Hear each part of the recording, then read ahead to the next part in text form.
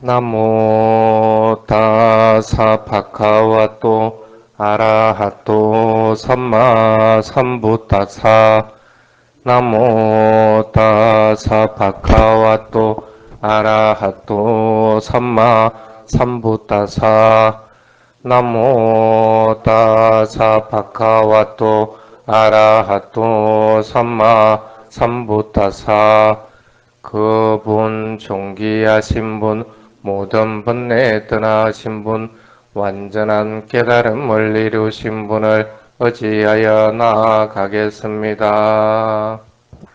이게 우리 모두 안보의 의미를 대상하는 개성을 소통하겠습니다.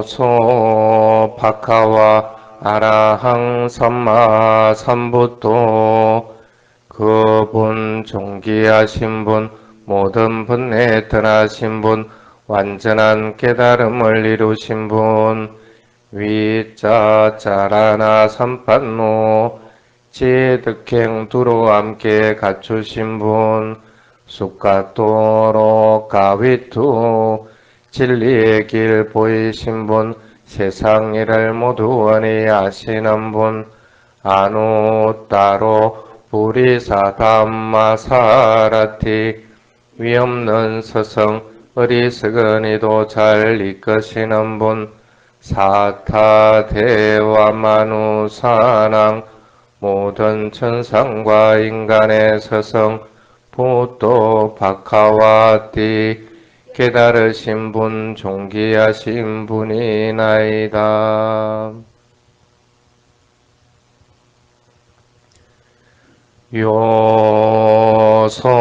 요소서와 카토 바카와타 담모 그분 존귀하신 분에 의해 잘스레진 위없는 진리 산디 띠고 아깔리고 즉시 확인할 수 있고 결과바로 나타나니 에히바시고 오바나이고 와서 보라 초청하여 마음으로 인도되는 진리 바짜 땅외 뒷다 보인유히띠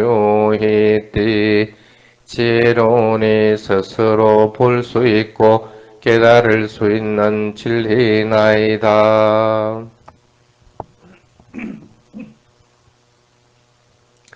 요소 수파티판노 바카와토 사와카 상고 그분 진지하게 수행하는 부처님의 성스러운 제자들인 상가 우주파티판노 바카와토 사와카 상고 정확하게 수행하는 부처님의 성스러운 제자들인 상가 야야파티판노 바카와토 사와카 상고 올바르게 수행하는 부처님의 성스러운 제자들인 상가 사미지파티반노 바카와토 사와카 상고 여법하게 수행하는 부처님의 성스러운 제자들인 상가 야디땅 자따 리뿌리사 육하니 아타 뿌리사 북할라 이분들은 내상의 대장부요 여덟 무리의 성자들 에사파카와또 사와카 상고 이분들은 부처님의 성서로 제자들인 상가이니 아후나이요 바후나이요 공양 올릴 가치 있는 분들 환영할 가치 있는 분들 다키나이요 안자리 까라니요 시주 올릴 가치 있는 분들 합장 공경할 가치 있는 분들이며 아누 따랑 분야 개땅 로카 사티 이 세상에서 비교할 수 없는 복을 심는 대상이나이다.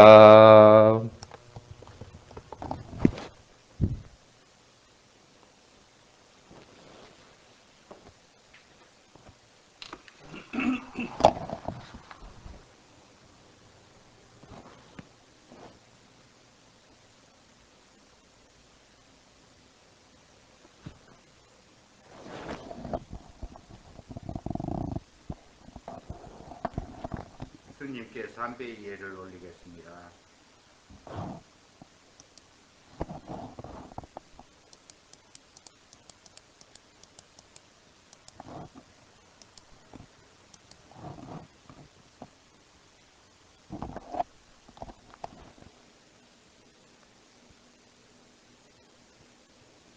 함께 청법계송과 청오계문을 독송하겠습니다. 부처님은 비록 완전한 열반의 주신지 오래되었을지라도 이 법계에 동참한 대중 모두 존경하는 스님께 예문 드리고 스님들의 약과 행복을 위하여 부처님께 예를 청합니다. 제가 저 알기로 이세상 동생들 가운데 용만이 적고 돈해가 적은 분이 있사오니 존경하는 스님 저희들 위하여 복을 전하여 주시옵소서. 마양 반대 이생하느냐 사하 반자 신랑이 약자나 뚜띠한 이 마양 반대 이생하느냐 사하 반자 신랑이 약자나 따띠한 이 마양 반대 이생하느냐 사하 반자 신랑이 약자나 존경하는 스님, 저희가 삼기 오배를 받고자 하오니 친절히 인도하여 주십시오. 예, 따라서 하십시오. 나모 따사 파카와또 아라하또 삼마 삼부따사. 나모 타사 바가와토 아라하토 삼마 삼부타사. 나모 타사 바가와토 아라하토 삼마 삼부타사. 나모 타사 바가와토 아라하토 삼마 삼부타사. 부땅 사라낭 가차미. 부땅 사랑은 가차미. 담망 사라낭 가차미. 담망 사랑은 가차미. 상강 사라낭 가차미. 상강 사랑은 가차미. 두띠암피 부땅 사라낭 가차미. 두띠암피 부땅 사랑은 가차미. 두띠암피 담망 사라낭 가차미. 두띠암피 담망 사랑은 가차미. 두띠암피 상강 사라낭 가차미. 두띠암피 상강 사랑은 가차미. 따띠암피 부땅 사라낭 가차미. 따띠암피 부땅 사랑은 가차미. 따띠암피 담망 사라낭 가차미. 따띠암피 담망 사랑은 가차미. 따띠암피 상강 사라낭 가차미. 따띠암피 상강 사랑은 가차미. 띠 사라나 감마낭 니띠땅. 빠나 띠빠따 웨라마니 시카바당 사마디야미.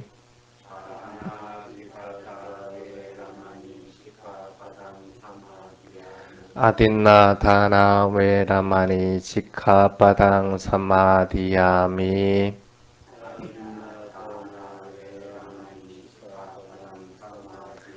까메 수미차짜라 웨라마니 시카바당 사마디야미.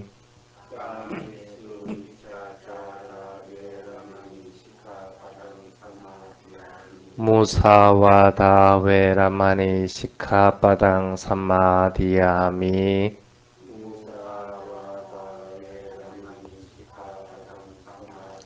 수라메라야 마차바마 타타나 웨라마니 시카바당 사마디야미.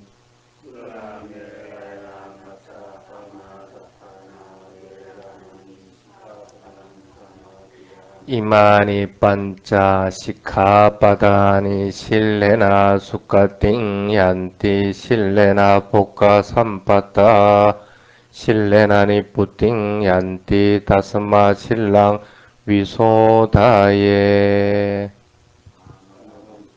자, 편하게 앉으십시오.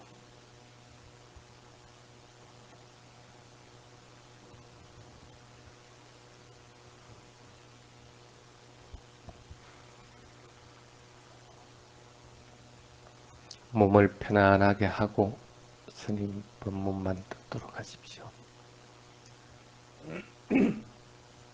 오늘은 5가지 장애와 칠각지에 대한 얘기를 좀 하겠습니다. 상응부 경전에 상가라와 숙다라고 하는 게 상가라와에게 부처님이 법을 설한 그런 경전입니다. 상가라와라고 하는 분이 있었는데 상당한 지식인이었습니다. 이 인도의 지식인과 현대의 지식인하고는 좀 차이가 있습니다. 현대의 지식인들은 많은 책을 읽고 그것을 이제 적재적소에 이제 풀어낼 수 있는 사람을 지식인이라고 그렇게 얘기합니다. 근데 인도 당시에 이제 지식인들은 책을 읽는 게 아니고 책을 외워야 됩니다. 많은 것들을 전부 머릿속에 다 외우고 있다가 거기에 대한 것들을 물어보면 풀어서 이제 다 설명할 수가 있어야 됩니다. 예를 들어서 하나라고 하는 것에 대해서 질문을 한다. 그러면 하나에 관계된 걸 부교경전 곳곳에서 다 추려서 뽑아서 그것을 이제 엮어가지고 설명할 수가 있어야 되는 그런 것들을 이제 부처님 당시 때 이제 지식인이라고 그렇게 얘기를 합니다. 근데 그런 지식인이라고 하더라도 나이가 들면 그걸 외울 수 있을까 없을까? 대부분 많은 것들을 까먹어 버립니다. 아마 여러분들도 마찬가지일 겁니다. 젊었을 때 공부 다 수학 공식 다 외우고 했지만 나이가 들면 그거 다 까먹어 버리거든. 이게 신갈라와가 이게 이제 의심스러운 거야. 그 왜 자꾸 까먹어 버리게 될까 하고 이제 얘기를 합니다. 부처님한테 가서 항상 머리가 명쾌하게 명확하게 기억하고 있지를 않고 왜 머리가 이렇게 둔하게 돼버리나 하고 이제 물어봅니다. 거기에 대해 이제 부처님의 대답이 이 신갈라와 숫다라고 하는 경전입니다. 부처님이 답을 하는 형식은 보통 2가지 방식이 있습니다. 첫째 방식이 뭐냐면 그 사람은 상대방이 바르게 이해할 수 있는 방법으로서 다양하게 대답을 합니다. 그러니까 그 사람의 근기에 맞게끔 그렇게 이제 설명을 해주는 방식이 하나가 있고 또 하나는 뭐냐면 어떤 경우든지 그 사람이 해탈에 이르도록 깨달음에 이르기 위해서 그런 방식으로 대답을 해준다는 그런 2가지 방식이 있습니다. 그래서 누구든지 그 사람의 상황에 맞게끔 답을 해주지 않으면 그 사람은 마음을 열지 않을 것이고 또 그렇게 하더라도 그것이 그냥 아르마리로서 지식으로만 접해진다 할 것 같으면 그 지식은 거기서 끝나버린다는 거예요. 그래서 2번째 방법은 깨달음에 이르도록 만들어주는 것. 이 2가지가 항상 부처님의 질문에 대한 답변 형식입니다. 부처님이 이 신갈라와의 질문에 대해서 이제 그렇게 답을 합니다. 왜 그러면 기억을 못하는가? 딱 하나 답을 얘기합니다. 마음에 장애가 있기 때문이다. 장애라고 하는 것은 세균과 같은 것이다. 예를 들어서 감기가 들면 감기 바이러스가 내 몸에 들어온다.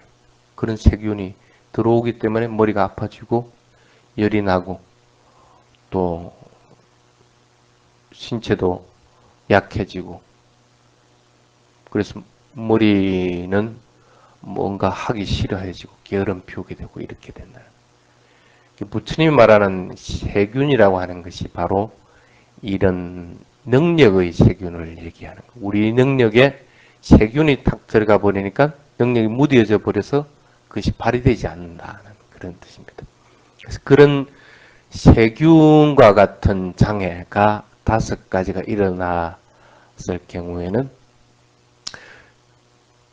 명확하게 오래도록 기억하지 못한다 하고 이제 부처님이 얘기를 합니다. 그러니까 쉽게 말하면 머리가 세균에 감염됐다는 그런 뜻입니다. 머리가 장애를 가지고 있다는 그런 뜻입니다. 몸이 장애를 입으면 어떻게 될까? 다리가 만약에 장애를 입으면 휠체어를 타고 다니면 됩니다. 그렇다고 해서 그 사람이 생각하지 못한다든지 아니면 뭐 글을 쓰지 못한다든지 여러 가지 일을 못하는 것도 아니고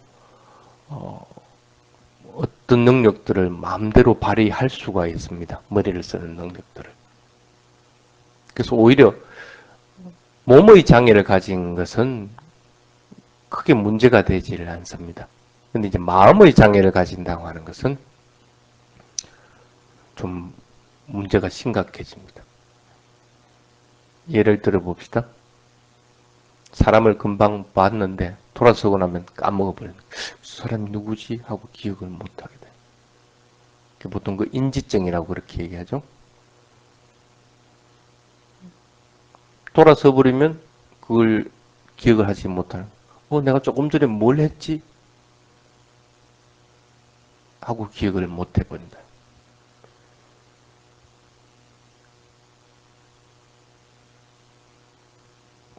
그게 이제 심해지면 자신의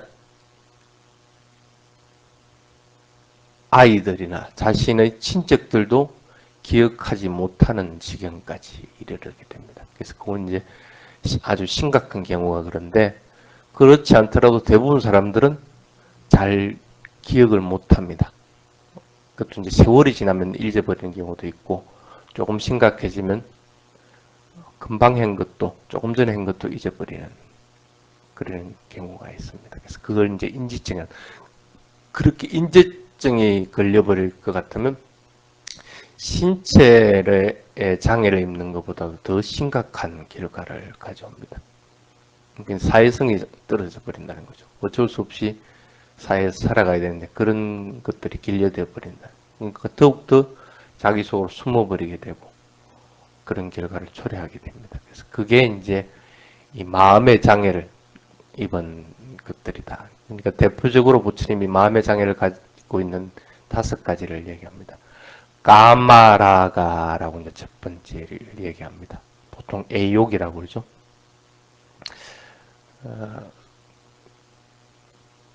저는 애욕을 설명하면서 애욕에 이기면 이 세상에서도 승리하게 되고 다음 세상에도 승리하는 것이다. 그래서 이 세상과 다음 세상의 승리를 얻는 길이 애욕에 이기는 길이다 하고 이제 다른 경전에 설명하기도 합니다. 내가 종교를 가지고 있지 않으니까 내 마음대로 나쁜 일을 해도 된다.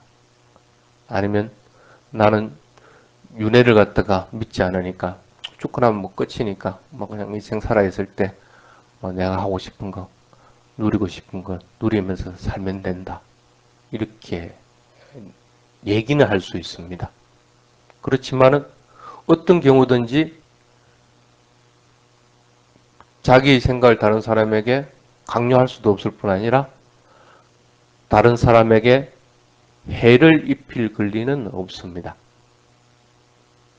그래서 종교를 가지고 있든 가지고 있지 않든 분명한 것은 선한 행위를 해야 한다는 것은 틀림없는 사실이라는 거예요. 그래서 그것보다는 차라리 나는 분명하게 지금 내가 해야 될 일을 하면서 살아가고 있으면서 어떤 불평불만도 없다 하고 마음을 먹게 되고 그렇게 행동하게 될 때가 오히려 이제 바른 길입니다. 어쨌든 간에 세상을 살아가는데 잘 살아가려고 할 것 같으면 선한 행위를 하지 않으면 안 된다는 거예요. 종교하고 관계없이 누구든지 태어났으면 바르게 살지 않으면 안 되게 됩니다. 그래야만이 자기 인생도 순조롭고 다른 사람에게도 신뢰받게 되고, 그래서 이성에 살아갈 때도 행복하게 되고, 만약에 윤회가 있다고 할 것 같으면 당연히 지옥이나 나쁜 세상으로 떨어지지 않고 행복한 세상으로. 그래서 그걸 갖다가 부처님은 이 세상에도 승리를 얻는 길이고 다음 세상에도 승리를 얻는 길이다 하고 얘기합니다. 그래서 이 세상을 살아가는 가장 소중한 것은 뭘 믿느냐 하는 것이 소중한 것이 아니라 어떻게 바른 일을 하면서 살 것인가 하는 것이라는 겁니다. 이 바른 행위, 선한 행위라고 하는 것은 이렇게 능력과 지혜와 연관이 되어 있습니다. 이성의 근거에서 인간답게 살아가는 것이 바른 행위를 하는 것이고, 판단력이 없이 우유부단하게 그렇게 살아가는 것은 나쁜 성격이다 하고 이제 부처님이 얘기를 합니다. 그래서 성과 악이라고 하는 판단 기준은 자신의 능력으로서 정해진다 하고 이제 얘기를 합니다. 그래서 5가지 장애라고 하는 것은 이렇게 자신의 능력을 빼앗는 그런 장애다 하고 이제 부처님이 이야기를 합니다. 그 중에 이제 첫 번째가 애욕에 대한 바이러스다 하고 합니다. 까마라가. 경전에 보면 이렇게 나와 있습니다. 바라문이여, 마음은 가끔 애욕에 억제당해 애욕에 지배되는 일이 있다. 이때 애욕으로부터 해방되는 구체적인 방법을 모르는다. 자신이 행복하게 되는 것을 구체적으로 모르고 다른 사람들이 행복하게 되는 일도 구체적으로 모른다. 자신과 다른 사람 양쪽 모두 행복하게 되는 일도 구체적으로 모른다. 오랫동안 익숙하게 알아온 가르침도 애욕에 물들면 생각해낼 수가 없다. 하물며 익숙하게 익히지 않는 것들이라고 할 것 같으면 더 말할 필요가 없느니라 하고 얘기를 합니다.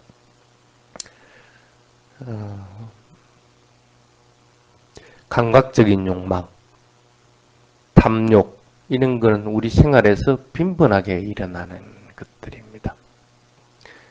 근데 그런 애욕이 일어났을 때 그것을 없애는 방법을 모르면 굉장히 위험합니다.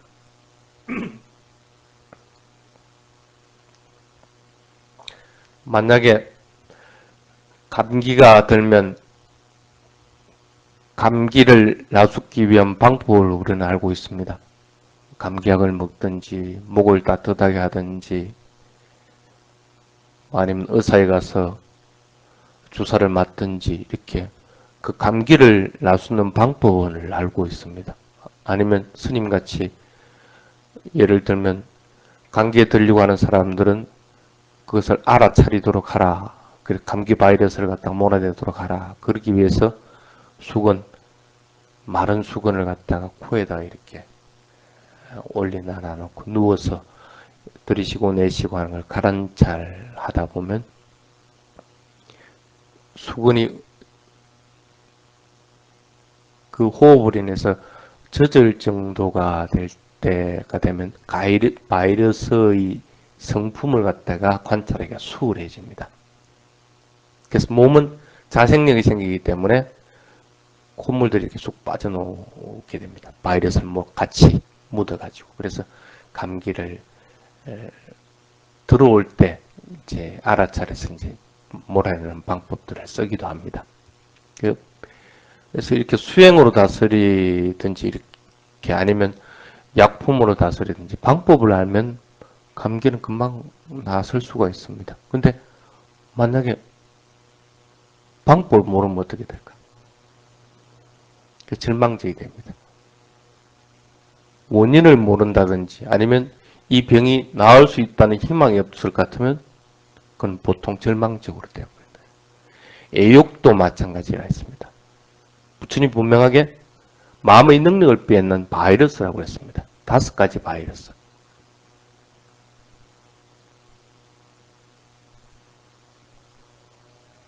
그래서 애욕에 감염되면 문제가 뭐냐면 자기 자신을 위해서 내가 뭘 해야 될지를 모르게 된다. 그리고 다른 사람을 위해서도 지금 내가 뭘 해야 될지 모르게 된다. 그리고 모든 사람들을 위해서 내가 지금 무엇을 하면 좋은가 하는 것을 갖다가 모르게 된다 하고 얘기를 합니다. 쉽게 말하면 도덕을 모르게 된다. 애욕이 들어간 순간에 자기 자신과 다른 사람에게도 나쁜 행위를 하게끔 된다. 가끔씩 뉴스에서 그런 부분들이 나옵니다. 아주 훌륭한 사람들, 뭐 교수라든지 뭐 성직자라든지 이런 분들이 성적인 문제를 일으키든지 아니면 뭐 치안으로 돌변한다든지 이런 뉴스를 접하기도 합니다. 그렇게 훌륭한 사람들도 마음에 애욕이 들어가면 그 바이러스로 인해서 감염되기 때문에 내가 자기 자신을 위해서 뭘 해야 될지 모르는 거예요. 그 다른 사람들에 대해서 뭘 해야 될지 모르니까 나쁜 행위를 저지르게 돼요. 그래서 이렇게 애욕에 감염되면 빨리 해독제를 먹도록 하라 하고 이제 부처님이 얘기합니다. 그것이 자기 마음을 지키는 길이다. 마음으로부터 해독제를 먹는 방법은 부처님이 이렇게 얘기합니다. 이 애욕은 위험한 것이다 라고 잘 이해해 두도록 하라 하고 이제 얘기합니다. 그게 이제 이 해독제를 먹는 방법이다 하고 얘기합니다. 애욕이 생겨났을 때 그것을 바로 알아차리고 아 이건 위험하다. 나는 심한 병에 감염됐다. 그래서 내가 그것으로 인해서 어떤 짐승과도 같은 일을 갖다가 저지를지도 모른다 하고 분명하게 이해하도록 하라. 이렇게 이해하는 것을 인해서 어리석은 행위를 갖다가 피할 수 있다 하고 얘기합니다. 또 하나의 효과적인 방법은 환경 조건을 바꿔라. 애욕이 일어나면 그것으로부터 떠나버리라는 거예요. 감각적인 욕망이 만약에 일어났다. 아, 이 감각적인 욕망은 내가 감염돼서 내가 나쁜 행위를 할지도 모른다 하고 바르게 이해하든지 그렇지 않으면 감각적인 욕망이 일어난 생각으로부터 떠나도록 하는 경영을 한다든지 아니면 다른 일을 한다든지 이렇게 해가지고 그것과는 다른 일들을 하는 것이 효과적인 방법이다. 그래서 바이러스를 대체하는 방법은 이렇게 두 가지가 있다 하고 이제 부처님이 얘기합니다.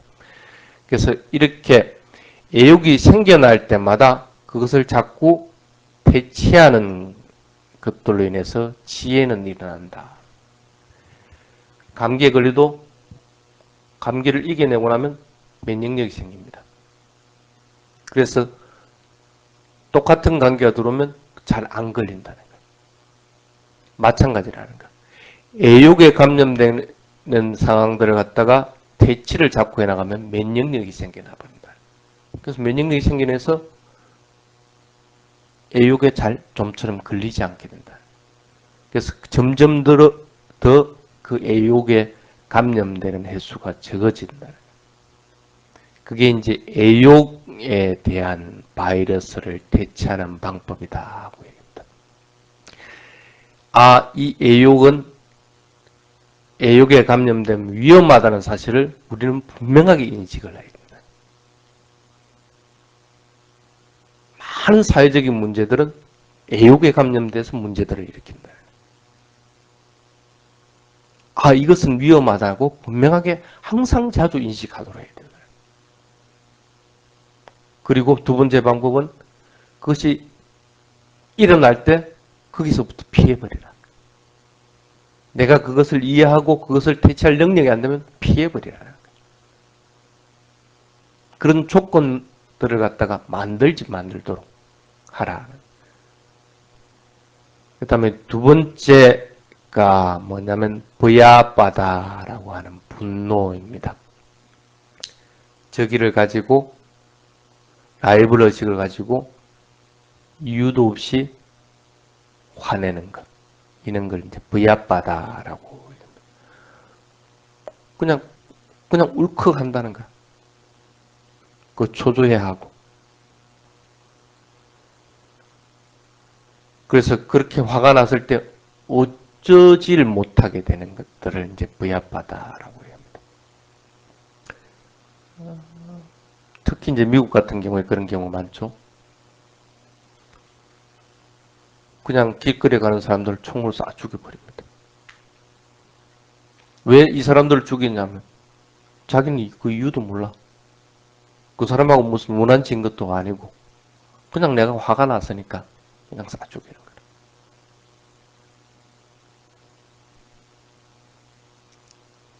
보통 사람들이 이거는 생길 수 있는 병입니다. 약간의 계기로 인해서도 분노는 일어나게 됩니다. 자동 점화 장치와 마찬가지로 항상 저장되어 있습니다. 그래서 분노라고 하는 것의 해독제는 분노가 생기는 순간 그것을 찾아내서 명확하게 이해하는 것이다 하고 이제 부처님을 얘기합니다. 분명하게 분노가 일어나면 분노가 일어났다는 것을 갖다가 명확하게 이해하도록 하라. 분노는 명확하게 이해하면 분노는 사그라집니다.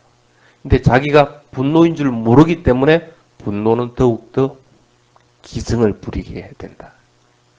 두 번째 방법은 아까 첫 번째와 마찬가지로 환경 조건을 바꾸어라. 조절할 능력이 안 되면 환경 조건을 바꾸라. 그것으로부터 떠나라. 그 분노의 감정을 더 이상 부풀리지 않도록 하라라고 얘기합니다. 근데 보통 우리는 게으름을 피우려고 하는 마음들이기 때문에 참 그게 잘 안 됩니다. 잘 못해 나갑니다. 분노가. 차라리 애욕은 다스리기 쉬운데 분노는 다스리지를 못합니다. 그래서 테라바다에서는 그 스님이 얼마만큼 수행했느냐 하는 척도 맨 첫 번째로 삼는 것이 얼마만큼 화를 안 내는가. 애욕의 조건은 스님들은 이미 처음부터 잘 가지질 않습니다. 그렇다고 아예 없는 것은 아니지만. 그래서 애욕은 잘 일어나지 않는다는 거예요. 근데 분노는 이는 자동 점화 장치라서 조그마한 계기만 돼도 푹푹 일어난다는 거예요. 이유도 없이. 괜히 실정이 나고 싫어하는 마음이 일어나고. 그래서 그 스님이 얼마만큼 공부를 했느냐 하는 것 척도로서 화내는 것으로 합니다. 그래서 일단 스님들이 화를 벌컥벌컥 내면 아예 다른 스님들이 쳐다도 안 봅니다. 공부가 안 된 스님이라는 거예요. 일반인도 꼭 마찬가지라는 거예요. 누가 화를 자꾸 내서 왔는데 그 사람을 갖다가 바르게 볼 거라 무시해버리지. 그래서 그것은 자기 자신을 파괴하는 맹독이다 하고 분명하게 이해하라. 독이 자꾸 퍼지는 거라. 화를 낸다는 거야. 화를 한번 낼 때 그 찰나 동안에 악세포가 몇 개 생기는지 아세요?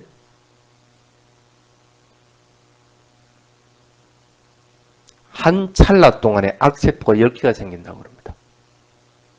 그러면 화를 내는 것이 만약 1분간 지속됐다. 그럼 1분간은 몇 개의 찰나가 있습니까?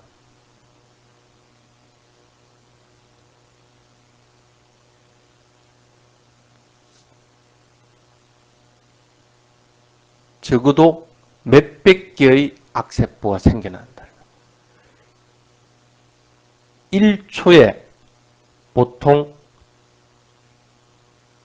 17개의 찰나가 있다 하고 얘기를 합니다. 그럼 그 1분이면 몇 개입니까? 수백 개가 되는 거죠. 그것도 60을 곱해야 되니까. 그러니까 1분 동안 화가 지속되면 내 몸을 파괴하고 내 마음을 파괴하는 악세포가 무수하게 생겨난다는 거예요. 악세포는 뭡니까? 좋은 세포를 파괴하는 것. 내 몸을 죽이는 일이에요. 그래서 그걸 갖다 부처님은 화가 일어난다고 하는 것은 맹독이다. 자신을 파괴하는 맹독이다 하고 얘기해요. 독을 자꾸 스스로 만든다는 거예요. 빨리 죽으려고 한다는 거예요. 그와 마찬가지예요. 그래서 그 화내는 것을 갖다가 피하고 그것을 해독하도록 하라. 보통 보면 이 화를 내는 습관들이 길러지는 것들이 어떠냐 하면 경쟁심 때문에 그렇습니다. 아, 내가 지고 싶지 않다. 다른 사람들은 일하는데 내가 그만큼 따라가고 싶다. 또 그것을 당연히 여기는 것, 사회적인 풍토도 문제가 되지만 그것 때문에 자꾸 이런다. 누군가에게 지고 싶지 않고 이기고 싶다고 하는 것들을 가지는 것보다 자기 자신을 이기는 것을 목표로 가져라 하고 그래서 부처님이 얘기를 합니다. 다른 사람을 이기는 건 의미가 없다는 거예요. 이기면 뭐 할 건데 또 다른 또 경쟁 상대가 나타나는데 계속 욕심의 바이러스만 키워주는 역할밖에 안 돼요. 차라리 그것보다 자기 자신에게 이기는 것들 목표라는. 그만큼 부야받아라 라고 화내는 것, 분노라고 하는 것은 파괴력을 지닌다는 사실을. 화내는 것에 감염되면 마음의 능력은 쇠퇴해버린다. 그만큼 분노가 더 일어날 가능성이 커진다. 그래서 그것보다는 자기 자신을 이기도록 자꾸 노력하라고 합니다. 그래서 부처님은 그 분노에 장애된 것들을 갖다가 물에다가 비유를 해놓은 게 있습니다. 용기에 담긴 물에다가 자신의 얼굴을 보도록 하라. 이 물은 밑에서 불이 가열되어서 끓고 있어. 그래서 거품이 일어나기 때문에 그 거품으로 인해서 자기 얼굴이 그 물에 비치지 못하는 것 같다. 그냥 한순간 거품이 일어나는 게 아니고 밑에서는 계속 불을 지피기 때문에 거품이 계속적으로 올라온다는 거예요. 물은 어떻게 됩니까? 계속 가열하면 나중에는 없어져 버립니다. 그래서 분노가 일어나는 것을 방치해버리면 우리의 능력은 점점 더 없어져 버린다. 그래서 나중에는 진짜 마음의 능력을 갖다가 발휘하려고 하더라도 이미 발휘하지 못하게 돼버린다. 애욕이라고 하는 것은 적어도 밑에서 끓진 않는다는 거예요. 일순간 일어났다가 그때는 물을 봤을 때는 내가 얼굴을 볼 수 없을지 몰라도 끓이는 것이 없기 때문에 그것이 고요하게 잠잠해지면 그걸 볼 수는 있다는 거예요. 근데 분노는 그렇지 않아요. 계속적으로 끓여주고 있다. 그래서 분노라고 하는 것은 더욱더 큰 장애다 하고 이제 부처님이 얘기를 합니다. 그 다음에 세 번째가 뭐냐면 티나 믿다라고 하는 겁니다. 티나 믿다. 보통 혼침, 잠 그렇게 얘기하죠. 티나라고 하는 것은 마음을 무디고 약하게 하는 것. 그래서 뭐 그냥 행위하고 싶지 않다. 아무것도 하고 싶지 않다. 그런 거가 티나라고. 믿다라고 하는 것은 말 그대로 그냥 졸린 상태입니다. 그래서 티나 믿다를 혼침이라고 보통 이제 표현합니다. 동물에 비하면 쉽게 말하면 나무늘보면 나무늘보. 뭐 하고 싶어하는 마음을 일으키지 않는다. 그러니까 어떻게 돼?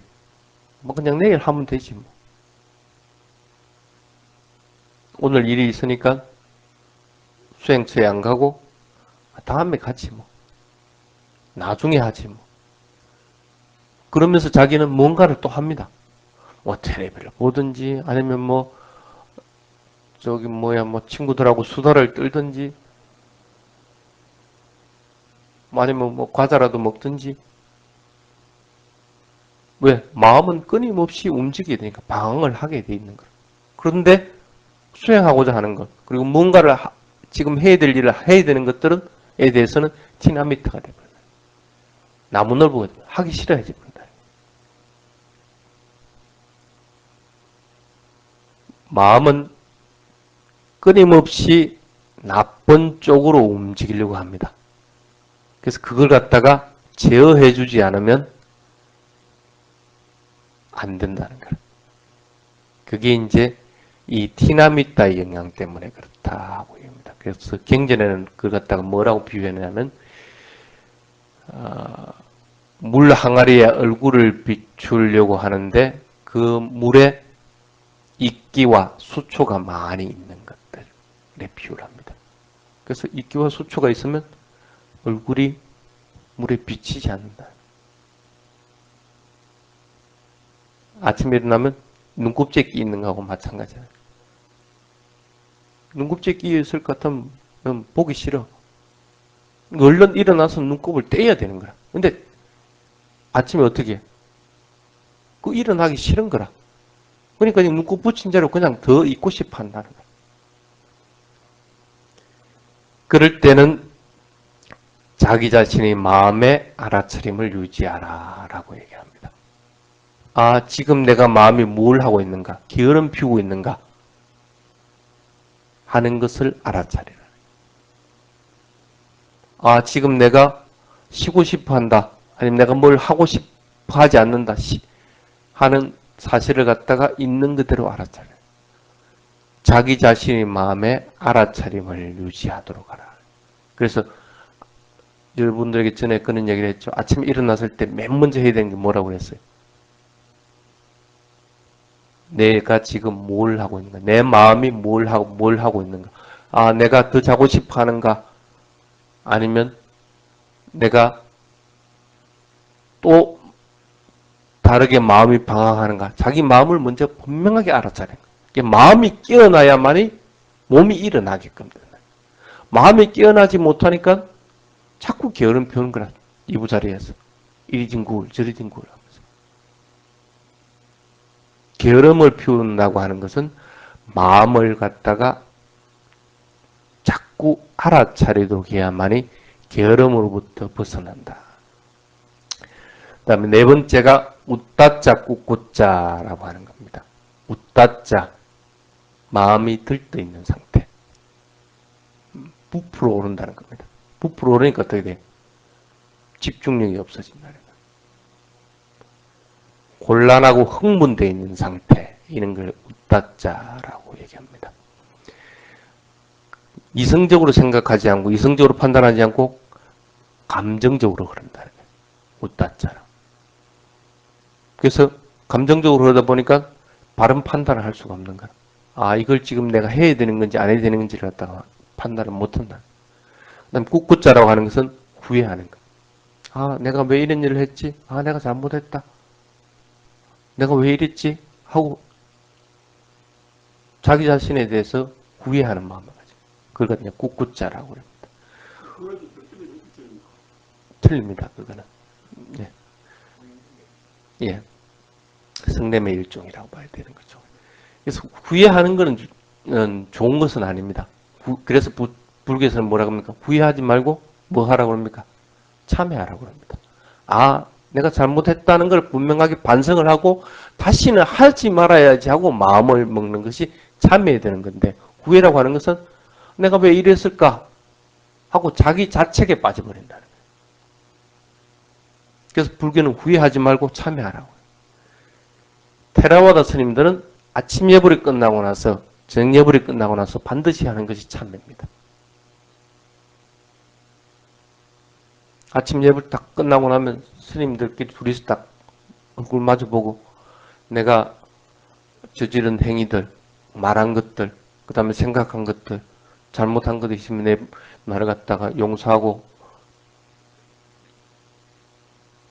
그리고 그 용서를 받아주시오.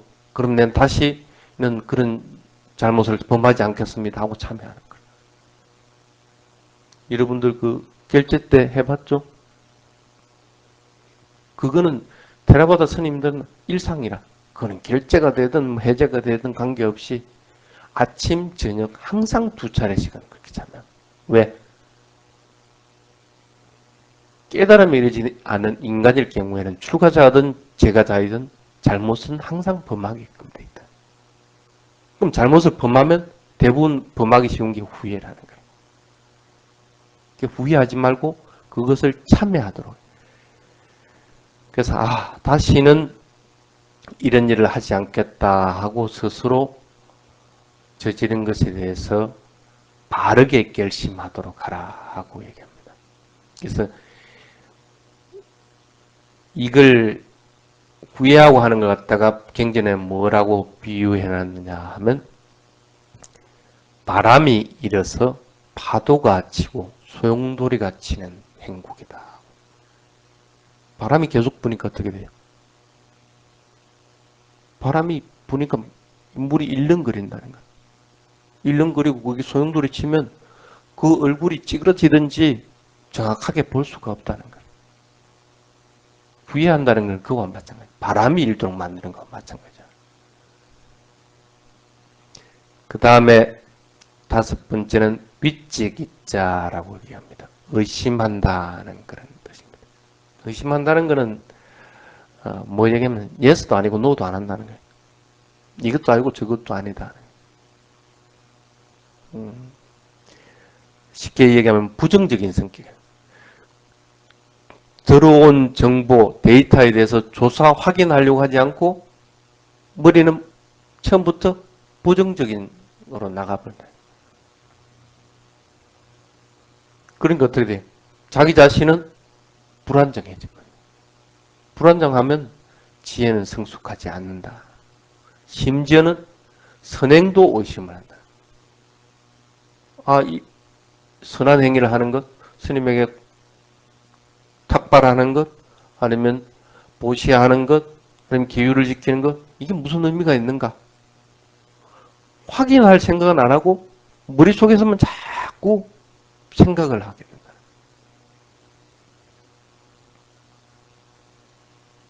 이런 걸 이제 의심이라고 그렇게 얘기를 합니다. 그래서 불교에서는 예스도 아니고 노도 아니고 하는 것은 좋은 성격은 아니다 하고 합니다. 어중간한 태도는 없다는 거예요. 바른 것은 바른 것이고 틀린 것은 틀린 것인 것이지 바르지도 않고 틀리지도 않고 어중간한 입장은 그건 불교에서는 용납을 하지 않는다. 그래서 의심을 가지는 것들은 피하도록 해야 된다 하고 얘기합니다. 그걸 경전에는 뭐라고 했냐면 탁해져 있는 물. 진흙이 들어가 있어가지고 물이 탁해져서 맑고 깨끗하고 밝은 게 아니고 어둡다는 거예요. 큼한데 그게 얼굴이 보이겠어요? 그래서 5가지 중에서 의심은 제약이다 하고 부처님이 얘기합니다. 다른 것은 그래도 조금이라도 얼굴이 보이고 안 그러면 뭐 찌그러지더라도 보이기는 하는데 이 탁해져 있으면 쉽게 말하면 어둠 속에 이렇게 있으면 한 치 앞도 분간을 못하는 거라. 아무것도 인식을 못하는 거야. 이걸 갖다가 이제 부처님은 의심을 가지는 건 제약이다 하고. 왜? 마음은 항상 어수선하게 움직이고 있기 때문에.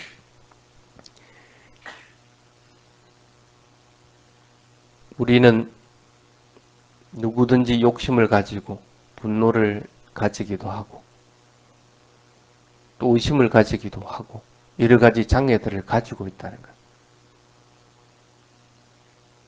그렇지만 그 장애도 고정되어 있는 거 아닙니다. 그때 조건 따라서 일어났다가 조건 따라 사라지는 겁니다. 항상 그 사실은 가지고 있어요. 그래서 내가 그 장애에 대해서 내가 이거는 어쩌지 못한다. 내가 의심하는 성격인데 이건 못 고친다. 내가 화를 잘 내는 성격인데 이건 못 고친다. 이 생각하면 안 된다는 거예요. 부처님이 설하는 방식은 아까 뭐라 그랬어요? 적재적소에 맞게끔 그 사람이 근기에 맞게끔 법을 설하는 것이 첫 번째고 두 번째는 뭐라고 그랬어요? 그 설한 것으로 인해서 반드시 해탈, 깨달음에 이르도록 하는. 이런 5가지 장애 있으면 그 장애를 돌파할 길도 분명하게 부처님이 얘기를 해준다는 거예요. 그게 뭐냐면 칠각지입니다. 삼보장가라고 하는 7 가지 깨달음에 이르는 길이 이 5가지를 장애를 극복하는 길이다 하고 얘기를 합니다. 사띠 삼보장가. 지금 현재 순간에 사띠하라. 알아차림을 유지하라. 과거에도 미래에도 가지 말고 오직 현재에만 머물러서 알아차림을 하라. 그것이 5가지 장애를 물리치는 첫 번째 길이다 하고 합니다. 생각을 하면 항상 과거나 미래로 흘러갑니다. 그래서 수행의 첫 번째 조건은 뭐라고 그래? 머릿속에 있는 잡동사니를 다 없애버리라. 생각하지 마라. 판단하지 말고 생각하지 말고 앞서가지도 말고 그냥 현재에 머물러서 알아차려. 그래서 망상하는 걸 갖다가 끝내기 위해서는 딱 할 수 있는 게 뭡니까? 지금 현재를 알아차리는 방법밖에 없는. 아무리 다른 얘기들을 듣고 불편한 것들이 있다고 하더라도 그걸 생각해버리면 현재에 머물지 못한다. 오로지 지금 현재를 알아차림하는 것. 이것이 사띠 삼보장가라고 얘기를 합니다. 장애를 갖다가 5가지 장애를 갖다가 몰아내는 첫 번째로서 사띠 삼보장가를 얘기하는 것은 굉장히 중요합니다. 그래서 그것이 실천이 되지 않으면 안 됩니다. 칠각지는 각각의 깨달음의 길에 이르는 것들입니다. 그래서 칠각지라고 이렇게 합니다. 그렇지만은 사띠 삼보장가가 안 되는 상태에서는 그 다음 각지가 일어나지 않는다.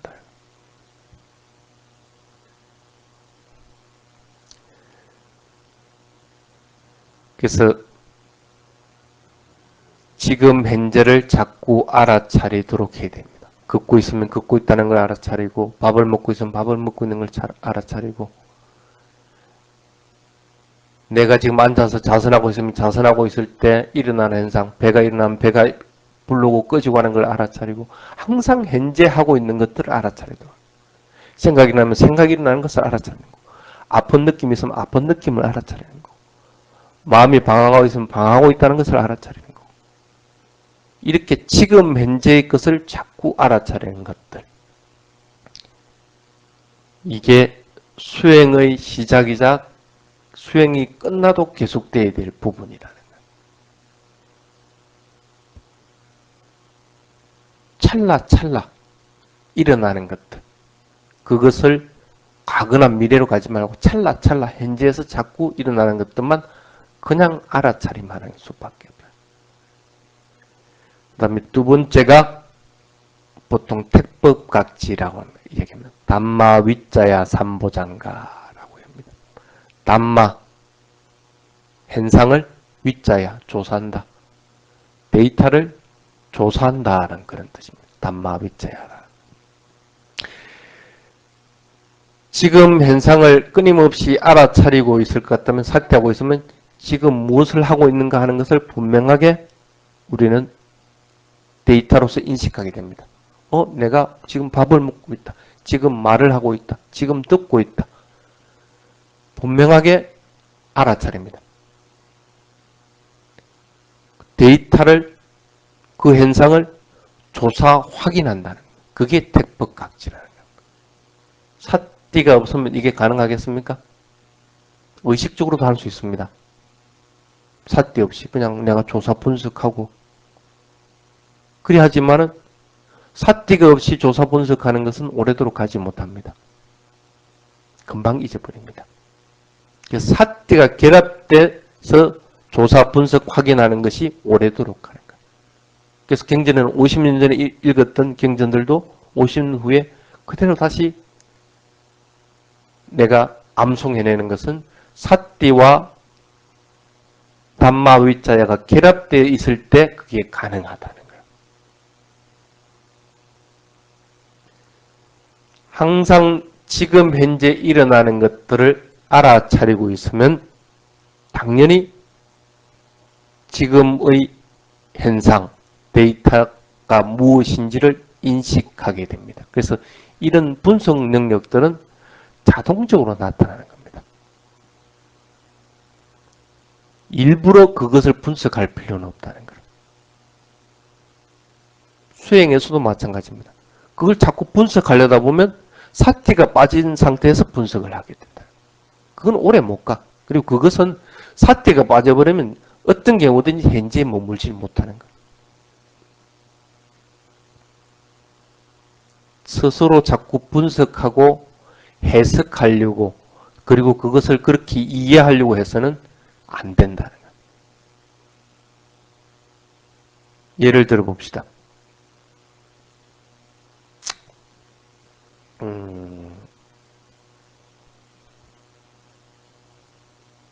누가 소리를 얘기했는데 내가 지금 다른 것을 사티하고 알아차리고 있다. 그럼 그 소리가 안 들립니다. 그런데 내가 지금 사티하는 것들이 없든지 아니면 사티하는 것이 자꾸 방황을 하게 되면 그 소리가 들립니다.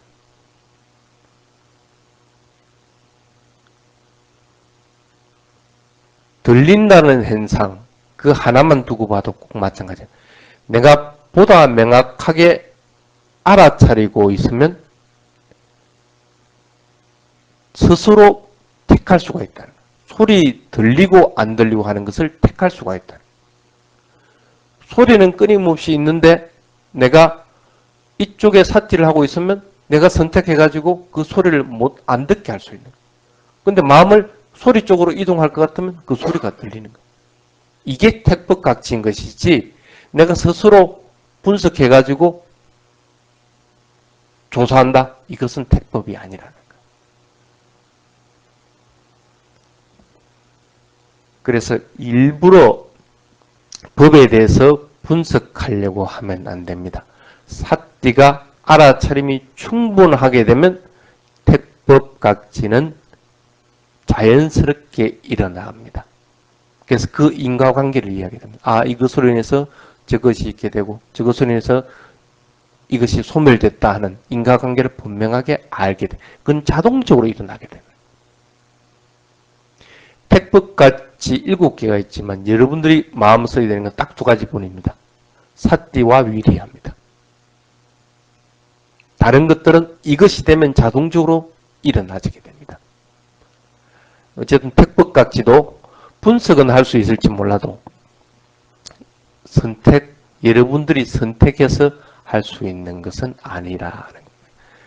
저절로 따라와지는 거예요. 그 다음에 3번째가 위리야 삼보장가라고 하는 노력하려는 마음이죠. 사띠 알아차림을 해보니까 현상에 대한 원인 결과를 분명하게 알게 되면 더욱더 내가 노력하려는 마음이 생긴다. 흥미가 일어난다는 거예요. 이게 뭐지? 왜? 새로운 것들이 알아지니까. 새로운 것들이 알아지면 더욱더 노력하려고 하게 돼요. 그게 이제 위리야 삼보장가라고 하는 겁니다. 그런데 아까도 얘기했지만 마음은 항상 게으르려고 그럽니다. 나쁜 쪽으로 흐르려고 자꾸 합니다. 그래서 노력이 강제적으로라도 끄집어가지고 하지 않으면 안 되는 거예요. 애들은 공부하기 싫어한다는 거예요. 그럼 어떻게 해요? 억지로라도 끄집고 와가지고 지가 하도록 만들어야 되는 거예요. 마찬가지예요. 사띠가 계속 이어지고 하면 좋은데 언제든지 사띠는 도망간다는 거예요. 그러면 어떻게 돼요? 우리는 억지로라도 끄집고 와서 노력해서 하도록 만들어야 돼요. 그래서 사띠와 위리야라고 하는 것은 자꾸 내도록 만들어야 돼요. 그러니까 내가 신경 써야 되는 건 사띠와 위리야라는 거예요.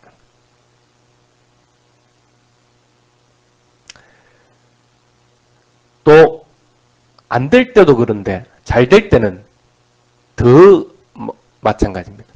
어떻게 됩니까? 수행 잘 된다 해서 마음이 들떠버린다. 들떠버리면 노력하려는 마음이 없어져 버려. 그러니까 그거 그냥 머물러 버리는 거예요. 그것에 대해서 조사 확인하고 있든지 아니면 그 속에서 망상 피우고 있는다는 거예요. 왜? 위리야가 없어져 버리니까. 알아차림이 안 될 때도 위리아가 있어야 되고 알아차림이 잘 될 때도 위리아는 항상 있어야 돼요. 그래서 가끔씩 사람들이 와서 질문하는 경우가 있습니다. 아, 이런 현상들이 있었습니다. 자랑하는 거. 이런 체험들을 했다. 쉽게 말하면 그랬으니까 스님 나에게 이런 증명서를 주시오 하는 거. 이미 위리아가 없어져 버린 상태예요. 사태도 더불어 없어져 버려요. 무슨 졸업 증명서를 줄까? 근데도 사람들은 그걸 바란다는 거. 그러니까 어떻게? 너는 현재 우백가나라에 도달했다. 뭐 어쨌든 이런 증명서를 좀 좋다 합니다. 좋아하는 거는 좋은데 문제가 뭐냐면 그곳에서 그냥 그곳에 딱 머물러 버린다는 거예요. 이게 이제 문제인 거예요. 그래서 스님들은 한국에서는 어떤지 몰라. 테라바도 스님들은 절대 그 사람의 이 지금 이제 수행 정도를 갖다가 판단을 해줄지 몰라도 거기에 이르렀다 하고 선언을 해주지는 않습니다. 네가 수다원에 이르렀다. 네가 불안가에 이르렀다. 그렇게 얘기해주면 이미 그건 틀려버리다.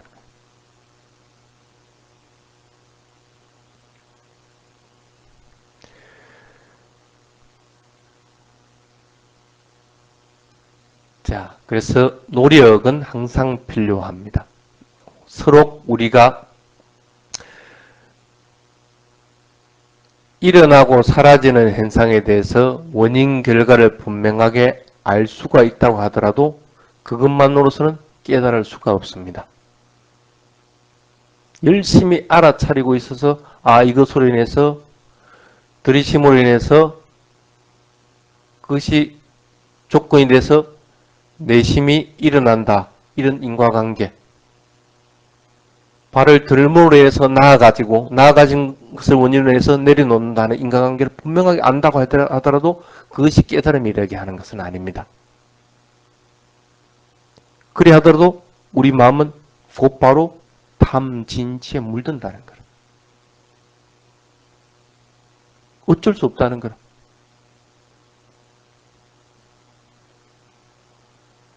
그래서 노력은 끊임없이 해줘야 된다. 그런 노력이 없을 것 같으면 인과관계를 알았다 하더라도 택법각지까지 이르렀다 하더라도 또 탐진치에 물들어 버린다는 거예요. 연속해지질 못하고.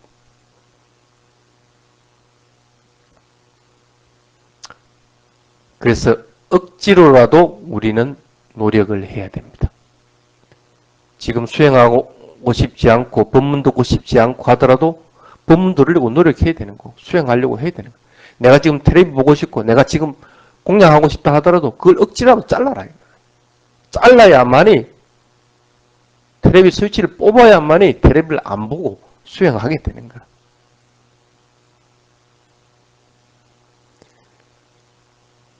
항상 게으름 피우고 탐심과 진심이 일어난다는 사실을 알고 끊임없이 노력하도록 자꾸 해야 된다는 것이 위리야 삼보장가입니다. 그 다음에 네 번째가 삐띠 삼보장가입니다.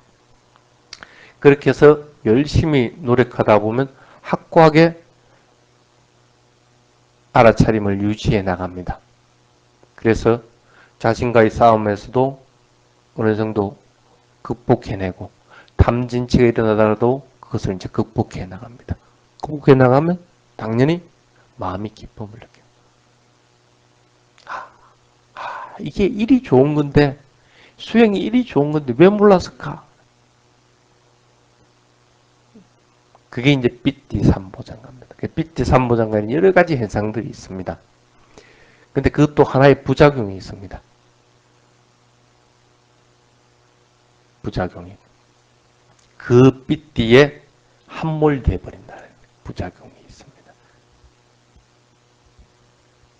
기쁠 때는 삐띠가 일어나는데 슬플 때는 삐띠가 안 일어난다. 우리의 현상은 좋을 때도 있고 싫을 때도 있습니다. 근데 좋을 때는 좋아하는데 싫을 때는 싫어하게 됩니다. 그게 인간의 마음이라는 거예요. 수행에서도 꼭 마찬가지입니다.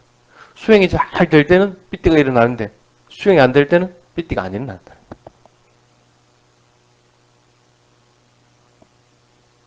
마음을 어떻게 먹어야 되냐면 집에 불이 타서 없어졌다고 하더라도 그건 낡은 거니까 새로 지으려고 했는데 하면서 마음을 항상 밝고 긍정적으로 그리고 평온하게 만들어주도록 해요. 그게 삐띠삼보장가. 어떤 현상이 기쁨 현상이 나더라도 그것을 있는 그대로 자꾸 알아차리도록 해요. 그래야만이 그 삐띠삼보장가는 가라앉습니다. 그래서 이 삐띠삼보장가라는 것은 오토매틱이라고 그렇게 얘기합니다. 끊임없이 알아차림과 택법각지와 노력의 힘이 있을 것 같으면 삐띠삼보장가는 반드시 일어나게끔. 그걸 이제 오토매틱이라고 합니다. 그렇지만은 아까도 얘기했지만 기쁠 때나 즐거울 때나 항상 무슨 일을 해도 기쁨을 느끼도록 하는 것이 더 중요한 겁니다. 행해 나가는 것에서 그게 더 중요한 일이라는 것을 반드시 명심해야 됩니다. 수행상에서 기쁨의 현상이 일어나서 거기에서 탁 붙잡혀버리면 더 이상 안 넘어가집니다.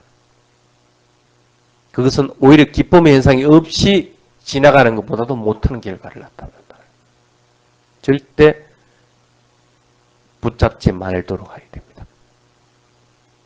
어떤 경우든지 그것은 일어난 조건에 의해서 사라진다는 사실만 이해하도록 자꾸 노력을 해야 됩니다. 그 다음에 다섯 번째가 마사디 삼보장가라고 하는 경안각지라고 그렇게 얘기합니다. 쉽게 말하면 가벼워지는 겁니다. 붕붕붕 떠다니는 그런 느낌을 가진다. 그게 이제 경안각지입니다. 보통은 보면 우리는 굉장히 딱딱하고 무겁고 그럽니다. 마음도 그렇고 육체적으로 그렇고. 그런데 경안각지에 이르게 되면 몸도 마음도 아주 가볍고 깃털처럼 아주 가볍습니다. 그 무게감이 전혀 없습니다. 그래서 대상이 착착착착 그냥 달라붙는 그런 느낌. 이때야만이 사실은 앞에서 얘기한 5가지 장애가 일시적으로라도 그냥 다 소멸된 상태로서 알아차림을 유지해 나가는 상태예요.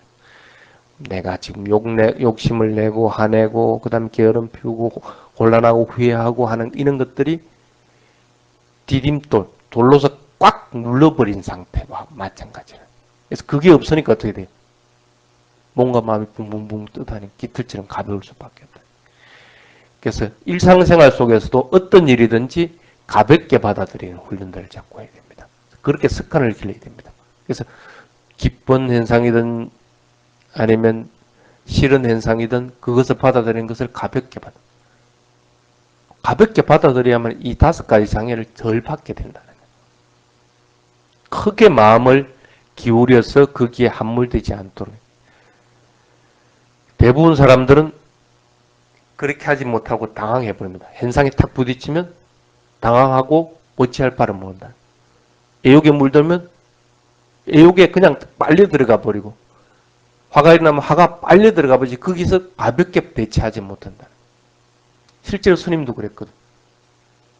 누가 큰 유리를 떨어뜨려가지고 이 발이 그냥 살점하고 뭐 다 이렇게 탁 도러져 나가버렸어. 그래서 이 44반을 이렇게 꾸몄는데 나는 그 현상을 분명하게 알아차리고 있거든. 그래서 그 다음 내가 해야 될 걸 분명하게 알아. 당황하지 말고 휴지 달라. 그래서 휴지를 가지고 닦고 그리고 수건 달라 해가지고 싸매고 그러고 나서 구급차 불러라 하고 내가 다친 사람이 그냥 침착하게 얘기를 하는데 주변 사람들은 뭐 해야 될지 모르는 거야. 엄마야 우짜지 이러고만 그냥 있는 거라. 그게 현상에 대해서 가볍게 보지를 못했어요. 있는 그대로 알아차리지 못하니까 그런 거예요. 태국에서 그런 경우가 있었습니다. 이 간질병이라고 그럽니까? 왜 거품을 이렇게 물면서 이렇게 정신없이 쓰러지는 거. 그런 애가 하나 있었거든. 스님이 직접 법문을 하고 있는데 걔가 간질병에 걸린 발작을 해서. 그러니까 엄마가 안고 있으면 어떻게 되겠어? 엄마야 하면서 그냥 애를 떨어뜨려 버리는 거야. 그 모습이 법문하다 탁 보이는 거라. 그래서 법문을 내가 그대로 중단하고 아이 엄마한테 그래서 아이를 그대로 내려놓으시오 하고 얘기를 했거든. 근데도 엄마는 안절부절해가지고 이걸 어떻게 해야 될지를 모르는 거야. 지금 뭘 해줘야 될지를 모르는 거야. 그래서 내가 가서 그냥 아이를 빼다시피 해서 뺏어가지고 아이를 내려놓고 입을 벌려가지고 거품을 개어 놓게 하고 그리고 손과 발을 갖다 따뜻하게 이렇게 주물러 줬거든. 그러니까 한참 있다가 이렇게 안정이 돼. 그때까지도 옆에 사람들은 웅성웅성하고 엄마는 정신을 빼버리고 없는 거야.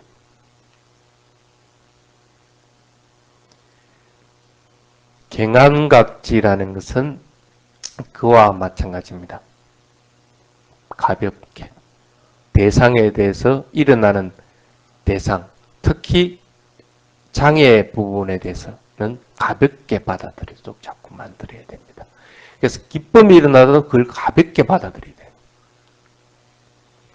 그 다음에 사마띠 삼보장가라고 하는 것은 선정으로 마음이 통일되는 것들을 얘기합니다. 경안각지가 일어나면 가볍기 때문에 집중하기 수월합니다. 가벼우면 어떻게 돼요? 어느 곳에 가서라도 잘 달라붙게 되는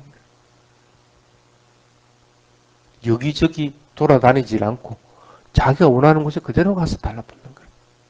그래서 사마띠 삼보장가이다. 선정 삼매가 개발되는 마음이 집중되고 통일된 상태가 된다.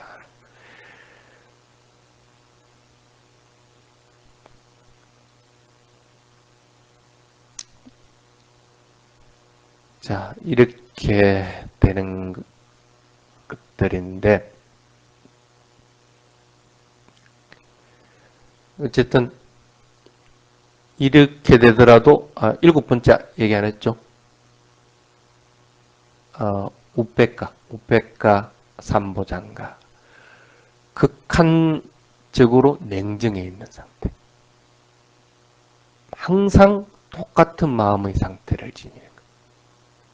그래서 집중되어 있는 상태라고 하더라도 의식이 있기 때문에 집중된 것이 깨지기도 하고 다시 더 깊은 데 들어가기도 하고 그렇게 해서는 안 된다는 거예요. 극도로 냉정하게 모든 대상을 갖다가 있는 그대로 자꾸 알아차리려고 자꾸 노력하게 될 때 어떤 현상이 오더라도 똑같이 받아들이도록 자꾸 만들어요. 그게 이제 우페카 삼보장가라고. 이때야만이 대상을 있는 그대로 받아들이게 됩니다. 그래서 삼법인 무상고무아에 대해서 분명하게 인식을 하게 되고 무상고무아를 있는 그대로 판단하고 알아차리게끔 됩니다. 그게 이제 우백가 삼보장가라고 얘기합니다. 그래서 수행을 하는 사람은 최종적인 것은 무상고무아에 대해서 통찰을 하게 되는 것이 첫째의 관문입니다. 그래 하더라도 칠각지의 가장 중요한 건 뭡니까? 사띠와 위리합니다. 그것은 내가 자꾸 해야 되는 건데 다른 건 어떻게 돼요? 따라오게끔 되게 돼요. 따라오게끔 해야지 내가 지금 삼매에 들려고 노력한다 해서 되는 것도 아니고 내가 지금 이게 지금 어느 정도의 상태에 도달했는가 해가지고 택법을 하려 해도 되는 것도 아니고 그거 전혀 필요가 없다는 거예요. 지금 해야 되는 것은 사띠와 위리야. 그것밖에 없다는 거예요. 그러해야만이 5가지 장애를 갖다가 물리칠 수가 있다고 하는 겁니다. 시간이 많이 됐습니다. 그래서 5가지 장애는 우리의 능력, 마음의 능력, 마음을 쇠퇴시키는 것들이니까 반드시 물리쳐야 됩니다. 그러기 위해서는 칠각지를 자꾸 개발하도록 노력을 해야 됩니다.